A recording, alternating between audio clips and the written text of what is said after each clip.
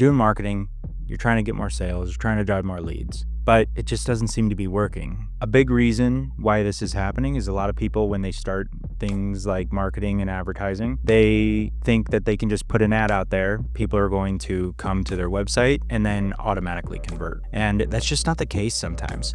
People don't always trust your brand. They want to make sure that if they are going to set up a meeting or purchase something from you, that you're reputable and you're trustworthy. How does someone make themselves more reputable? I think the biggest thing that, at least in my life, that I look for is I don't have a lot of time. And so if I'm going to take a call with somebody or give my information, I don't want my time wasted.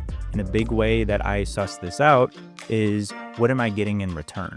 Am I getting some sort of free trial? What information are you going to provide me that is going to be valuable enough for me to take this meeting? And this is what we call lead magnets. So a lot of times what people consider lead magnets are ebooks, white papers, free trials. These are kind of the three main types of lead magnets that I see out there that I find really effective. So on the one hand, a free trial, you hop on a call, the person gives you some very valuable information, or they let you try their product for a short period of time. Then you can see the true value of what you might be purchasing. White papers and ebooks are great too. These are usually well done research that have valuable information that your lead is going to want. Usually something relevant to them in their industry. People don't want to give away their information for free. People don't want it to just hop on a 15 to 30 minute phone call for fun. Not everybody's out there playing business.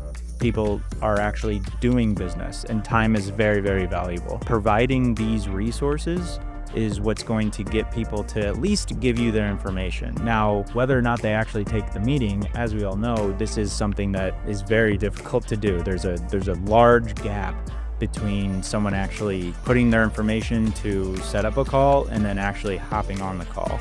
But at least you have their information, so you can keep following up with them over and over. You can keep providing more value.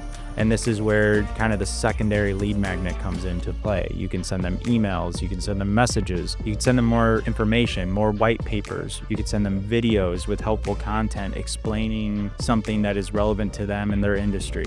You could explain your process a little more, why they need your product or service. As you're sending them those messages, they are ideally consuming your content more and more and more and getting used to you. And then eventually down the road, it might not happen immediately, but ideally they will set up a phone call because you've developed some sort of trust and they want to hear a little bit more about what you have to say. As you start advertising, as you start marketing, part of that is looking at and developing some sort of lead magnet or a series of lead magnets to get people to set up that initial phone call.